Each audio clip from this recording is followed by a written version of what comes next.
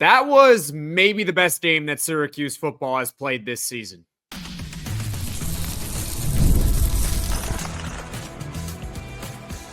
You are Locked On Syracuse, your daily podcast on the Syracuse Orange. Part of the Locked On Podcast Network, your team every day. How about that? The last 24 plus hours on the Hill have been pretty amazing, don't you think? Yesterday, Kyan Anthony commits to Syracuse. We're all really excited about that. Top 40 prospect, son of Carmelo Anthony, number one player in the state of New York. Earlier today, Syracuse basketball. I know they didn't look great, but you know what? They won. So nobody's going to dampen my mood on that one. It was a double overtime thriller. And then we just witnessed maybe the best game that Syracuse football has played all season long under the Fran Brown era. From start to finish. They started this game on time, and they just went in cruise control from there. An impressive victory for Syracuse at Cal this afternoon, 33-25. And unlike the basketball team, this game did not require an overtime or two overtimes. They got it done in regulation. We're going to talk about how much of a clean game this was for Syracuse. We're going to break down how the lines of scrimmage really dominated and how Syracuse bounced back from that ugly effort against Boston College. And we're also going to talk about how there's only 2 more weeks left in the regular season. And folks, this season, right now on the surface, is shaping up to be a massive success on the field for Syracuse football. But first, this episode is brought to you by FanDuel. You can start the season with a big return on FanDuel. New customers can place a $5 bet, and you'll get started with $150 in bonus bets if you win your first $5 bet. Visit FanDuel.com to get started. All right, folks, I'm going to ask you guys a favor, okay? Very rarely do I really ask you guys favors. Leave a comment in the comment section below if this was the best game that Syracuse football has played this season. There's some candidates up there, but in my opinion, this is the best. Because from start of the game to the middle portion of the game, facing a little bit of adversity at times, to the finish, it was complete. It was the most clean effort from Syracuse football. The reason why this game really takes the cake over all the other games that Syracuse football has won this season is because, was there really ever a moment when you felt this game might go sideways? Was there ever really that doubt in you? I didn't feel that way. I didn't. Now, full disclosure, I picked Syracuse before the game to lose. And the sports books had Syracuse as high as a double-digit underdog in this one. They proved all of us wrong, apparently. So maybe that was the only moment when I actually believed, oh man, Syracuse might not win this game, was before the game. When they played Georgia Tech earlier this season, okay, I'm going to bring up Georgia Tech because I think that might have been the other best game that they played. Also, UNLV is up there too. But specifically Georgia Tech, they were dominating that game. And then in the end, they have some special teams gaffes. The defense all of a sudden falls apart for a little. And that game got hairy at the end. It was shaping out to be a dominating win, and it ended up being a nail biter. This game, not so much. Yeah, it required an onside kick at the end, but there was a minute left. They got the onside kick, and that was that. It was like ho-hum from there. Syracuse football started this game on time. And for the last 3 games, they have not done that, but they got back to it in this game.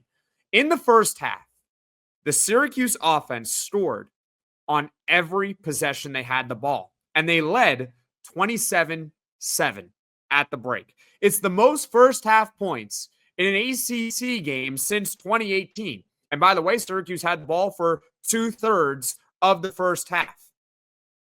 They dominated every aspect of this game. Total yards in the first half, 299 for Syracuse. Cal had 181, but remember, 75 of those yards came on one play for Cal. One. It was the Javion Thomas touchdown run that got them to 13-7 in the second quarter. That's it. That was probably the biggest part or biggest adversity in this game that Syracuse faced. Mendoza threw 2 interceptions in this one. First it was Wax, then Davien Kerr.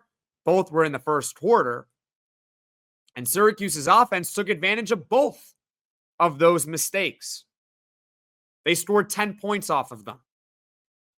So they started this game on time. How about the middle portion of the game? How about the middle?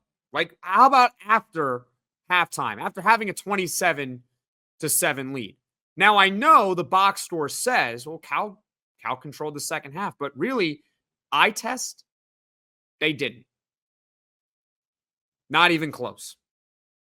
I think box score says, what, if I'm doing the math correctly, it's 18-6 in the second half for Cal, but I didn't feel that way.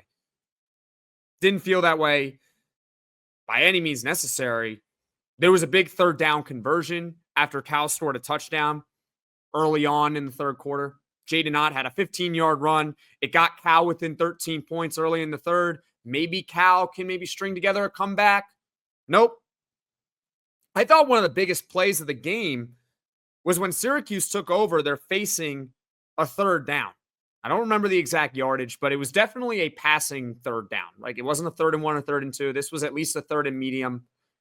And Kyle McCord hit Oronde Gadsden over the middle on a slant route to avoid the 3 and out. I thought that was a huge play because when Jaden Ott scores that touchdown, they're within 2 possessions again. And if the Syracuse offense goes 3 and out at that point, well, all of a sudden the momentum shifts back in favor of Cal, but at least by avoiding a 3 and out, right? It kind of swells the comeback idea a little bit. And then later in the drive, Syracuse football faces a 4th and 2 at the Cal 49-yard line. This is a little bit of a ballsy call to go for it here. I was in favor of going for it at this point. They're up by 13 points. So you might want to be a little bit conservative, but I was in favor of this. 4th and 2, and they had already been going for it earlier in the game. And Kyle McCord, they didn't try to run it or anything like that. They threw a deep one. And Kyle McCord with an excellent anticipation throw. He threw to a spot. And Oronde Gadsden, who was cutting across the middle of the field, it ends up being caught near the left sideline, comes up with a sliding hands grab for a first down. It was a big-time throw by Kyle McCord and a big-time catch from Oronde Gadsden. That was another huge play in this game.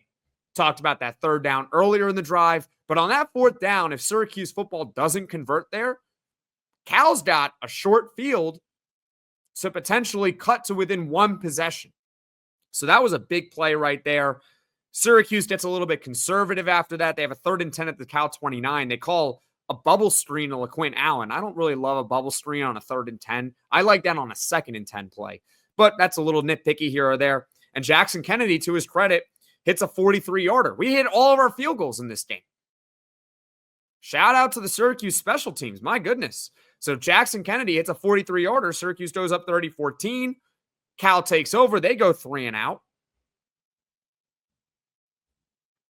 It was flawless. How about the ending of the game? Well, there was a point where Kyle McCord nearly threw a pick 6 to Noah Williams when they're trying to run the clock out. And it was a poor decision from Kyle McCord, but I blame the play calling on that. You can't get cute. You got to run the ball. At one point, Kyle McCord hit Jackson Meeks for a 14-yard touchdown. It appeared to ice the game. It was 37-17 with 3:20 to left. But upon further review, the officials got this right. They overturned it. It was no catch for Jackson Meeks. And Syracuse has to settle eventually for a field goal. They go up 33-17 with 3:12 to go. And give Syracuse's defense some credit here. They didn't really allow a huge play. Cal drove the ball down the field. They drove the ball down the field, but it took them well over 2 minutes. It took them, they ended up scoring with 1:01 left in the game. They do get the 2-point conversion, but then the onside kick, they don't get it. Syracuse wins this game. From start to the middle to the end, this was a clean performance from Syracuse football. They turned Cal over twice. Syracuse did not have a turnover.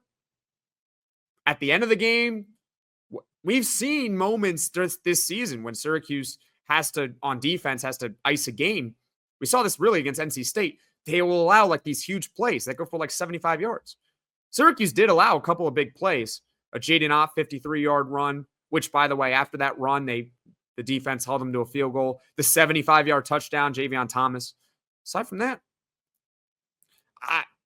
one of these rare moments where I'm doing a post-game reaction show. I got no complaints. I got none. Leave a comment in the comment section below if you thought that was Syracuse's best game of the season, because I think it was. They were a road underdog in California, and they won. No more excuses, by the way, about traveling on the road, okay? No more excuses about going to California. This team can win on the West Coast, and they proved it this afternoon. So, folks, it was a clean performance from Syracuse. They beat Cal 33-25 this afternoon. Leave your thoughts in the comment section below. Talk about how this was a clean game. Now, coming up, we're going to discuss the line play, the offensive line and the defensive line, because, man, they had a really nice day, a huge bounce-back effort.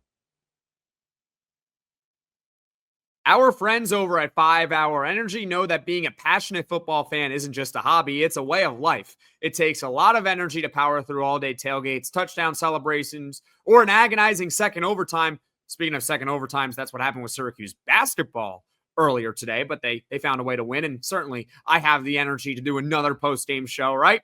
Which is why they've created the Stand the Fan 5 Hour Energy Shot with a special flavor called Fan Fuel, the energy shot made just for super fans like us, the fans who are first in the parking lot and who are last to leave. We see you. You know what else gave me a bit of a Fan Fuel moment this week? Well, it's hard to pick one moment, but I mean, you could say last night, when Kyan Anthony committed to Syracuse, the fact that, you know what it really was? Syracuse basketball in that first overtime, the Chris Bell and one. That was a big-time moment. Now, of course, Syracuse blew an 8-point lead with a minute left, but that was a big moment that definitely was a Fan Fuel moment this week. 5 Hour Energy knows that no matter what team you root for, being a fan requires heart, soul, and a whole lot of energy. Whether you're prepping for the big tailgate or ironing your jersey, your game day to-do list is always a mile long. That's why the limited edition Stand the Fan 5 Hour Energy Shot is here to help keep you fueled throughout the season. What's your fan fuel this week? Whatever it is, do it with a 5 Hour Energy. Available on 5hourenergy.com, shipped nationwide. I'm Jackson Holzer, and this is Locked On Syracuse. And folks, thank you all so much for keeping up throughout this entire day. And obviously last night with the Kyan Anthony decision in Syracuse's favor. Earlier today, obviously, Syracuse basketball with a double overtime victory. So when you're done with this podcast, this post-game reaction, make sure to check that one out if you want to hear what happened or my thoughts on the basketball game. Right now, we are talking about Syracuse football's victory over Cal later on, 33-25 this afternoon. We just went over why it was maybe the best performance all season by Syracuse football. Now we're going to talk about the lines of scrimmage. I called out both lines after last week. It was horrendous. There's no other really way to put what happened last week. There's no other way to describe it. It was awful. Over 300 yards rushing to Boston College. Oof. But today against Cal, both lines were terrific. Now, Cal's weakness is their offensive line. Their offensive line might be the worst in the country. I gave you guys the stats in the pregame podcast leading up to this. Cal's is like bottom 10 in the nation. They're like the worst in the ACC. They give up at least 3 sacks in every ACC game they have played this season, except for the Miami game. And by the way, that continues with Syracuse. They got to Fernando Mendoza.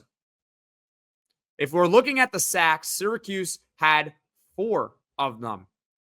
Now, unfortunately, the stat broadcast that I have pulled up right now, it doesn't show pressures, but they got a whole lot of pressures on Mendoza. They had 8 tackles for loss as well. So the line of scrimmage on defense, it dominated. And by the way, on that 75-yard touchdown run by Davien Thomas, that was on Deuce Chestnut. Took a bad angle. I'm not picking on Deuce Chestnut, but you watch it back, that it was on him. Wasn't on the defensive line there. And if you look at the stats for Cal, it's very misleading when we're talking about this defensive line, because you see Cal and you're like, they had 23 carries for 166. That's 7.2 yards per carry. That's not very good. Well, I just told you that 75 of those yards came on one play, which wasn't on our defensive line. And Jaden Ott had 11 carries for 78 yards. He had 11 carries for 78 yards, which is an average of 7.1 yards per carry. You'd think that's really good, except that one of those runs was a 53-yard touchdown, which means that on his other 10 carries, he got 25 yards. He did nothing. Jaden Ott has been struggling all season long, in part because the Cal offensive line is horrific. But you got to give credit to this Syracuse team and this Syracuse defensive line for stepping up. Cal's weakness was their offensive line, and they took advantage of it. Now, how about our offensive line? It was really good too. Kyle McCord was sacked once all day. That's it. That's pretty good. You'll take one sack.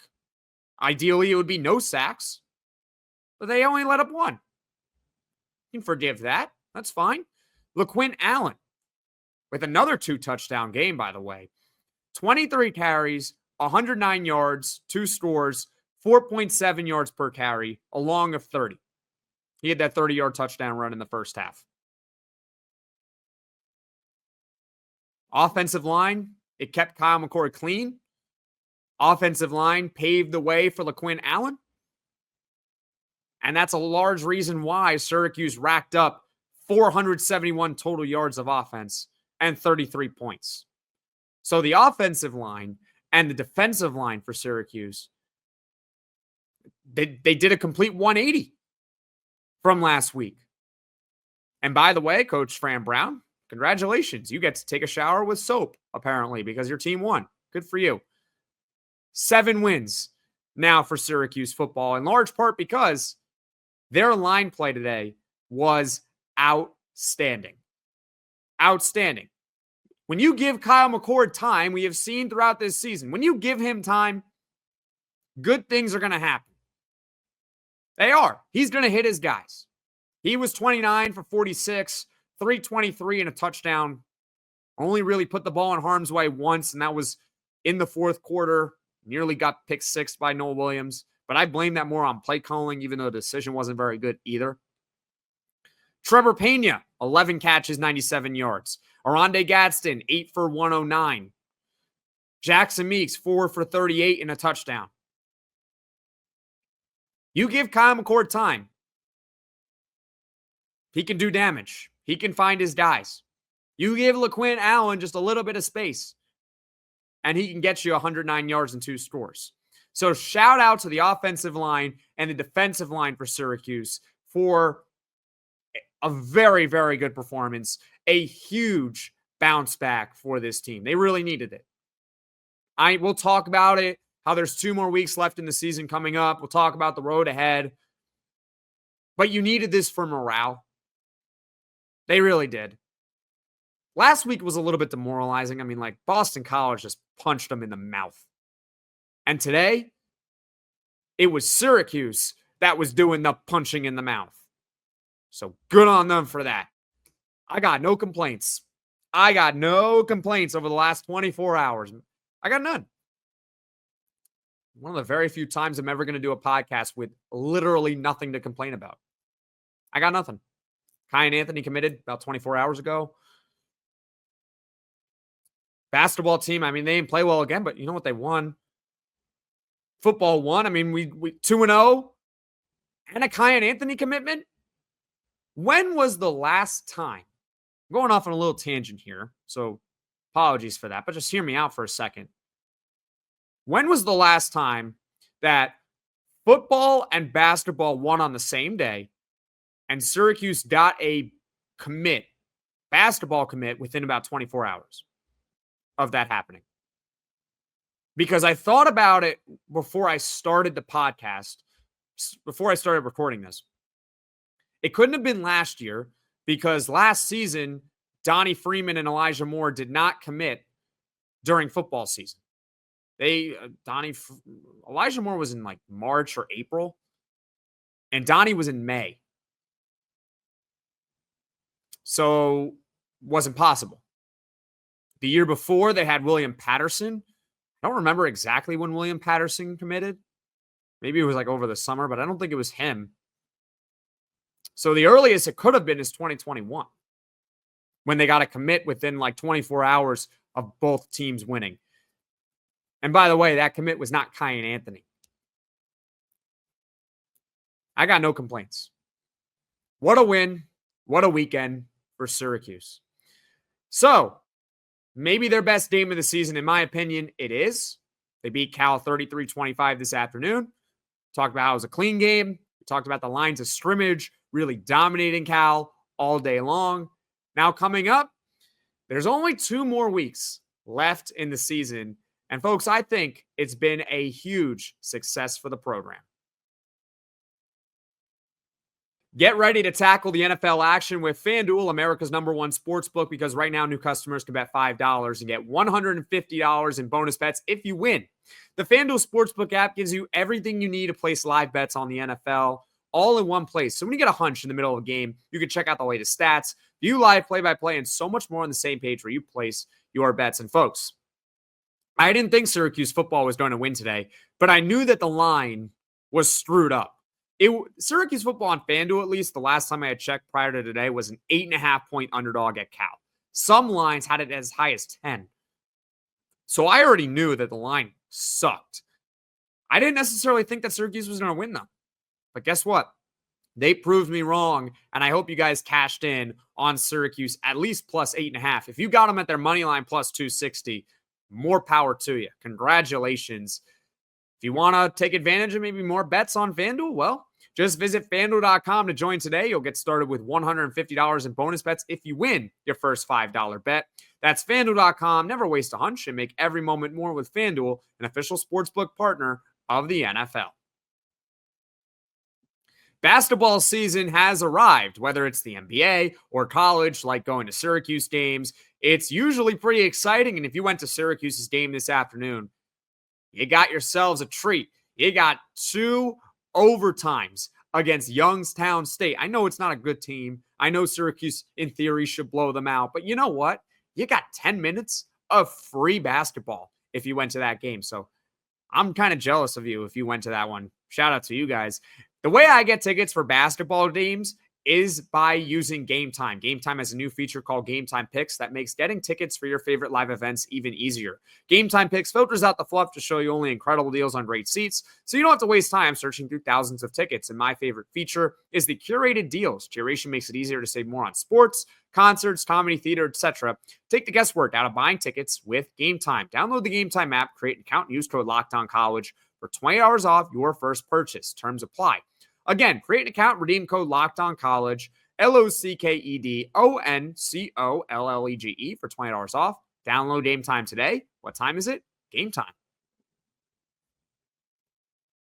It's been a fun last 24 plus hours on the Syracuse campus. And I'm here, Jackson Holzer, on Locked On Syracuse to break it all down for you. Yesterday, we talked about Kyan Anthony's decision and the impact of it. Obviously, a very exciting moment for Syracuse in landing Kyan Anthony. Earlier today, did a post-game reaction show for the basketball game. Syracuse basketball beat Youngstown State in double overtime. So when you're done with this post-game reaction show, be sure to check that one out. And folks, we have been talking about on this episode, Syracuse football's 33-25 win over Cal. In my opinion, it was the best game of the season. We've gone over how it's a clean game, and the lines of scrimmage for Syracuse really dominated. We also talked about how Syracuse actually started a game on time. They brought a watch. They knew exactly when it started. 3 p.m. Eastern. They didn't get it confused on the West Coast. 12 o'clock on the West Coast, 3 o'clock on the East Coast. They figured it out. They started the game on time. So now there are 2 games left in the season. Syracuse football is 7-3, and they are over 500 in conference play. They are 4-3 in the conference. Their final 2 games, they got UConn at home next week, and then the big one, Miami at home to close the regular season. Unfortunately, Syracuse football does not have a chance, even an outside chance, to get to the ACC title game. And they're not going to make the college football playoff, even if they win out. It's not going to happen. 9-3, not going to happen. But despite that, I think it's been a pretty successful year. How about you guys? Leave a comment in the comments section below. Maybe this is a podcast I can do later on in the week or after the season, really, I think is the appropriate time to do it. But for a brand new coach, a brand new coaching staff, new quarterback, it's been a pretty fun year. 7-3. All pretty good. The reason why I think that is because next week you got UConn at home, and they should win that game. Keyword is should. You win that game, that is an 8-win regular season. Now, that's significant for Syracuse football. The last time that I know off the top of my head, Syracuse football had an 8-win regular season was in 2018 when they went 9-3. They went 9-3 in the regular season, but we like to say that they won 10 games because they did win 10 games. They won the bowl game that year. But when we're talking about regular season, they won 9 games in 2018. I'm not trying to diminish that accomplishment. I'm just pointing it out to you that they were 9-3 in that regular season. Then they won the bowl game. The last time that Syracuse before that had won 8 games, including a bowl, you have to go back to 2012 when they went 8-5. And they did the same thing in 2010 where they went 8-5. But again, those years in 2010 and 2012, they won 7 games in the regular season, not 8. So aside from 2018, the last time that Syracuse football won 8 games or more in a regular season, you got to go back to 2001. That's the last time. Aside from 2018. So 2 times in the 21st century that they have won 8 games or more in a regular season. If they win 1 of the next 2, it's the 3rd time they've ever done that. Fran Brown, for those that may not know, is a first-year head coach. He's had, by wins and losses, we know his recruiting prowess, but by wins and losses, he's had a terrific year for first-year head coach. Let's go over some of the last first-year head coaches for Syracuse football, okay? Let's start off with his predecessor, Dino Babers. Dino Babers' first year was in 2016. Syracuse went 4-8 in 2016. Before Dino Babers, it was Stott Schaefer. The first season for Stott Schaefer, regular season, they actually won the bowl game that year, but they went 6-6. Pretty good. You make a bowl game with a first-year coach then. Before that, it was Doug Marrone in 2009. Doug Marrone, as a first-year coach, went 4-8 in his first season. And I don't want to mention the guy's name before Doug Marrone. But that guy, his first season in 2005, he went 1-10. 1-10.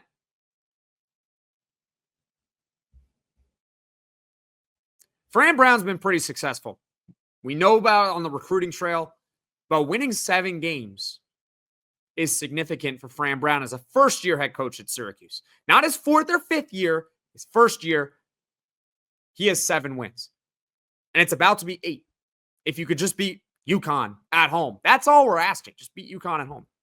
Miami, to close the year, that's going to be a tough one. It's not impossible, but I don't think Syracuse would beat Miami at home. But it's not impossible. But I don't think they're going to win.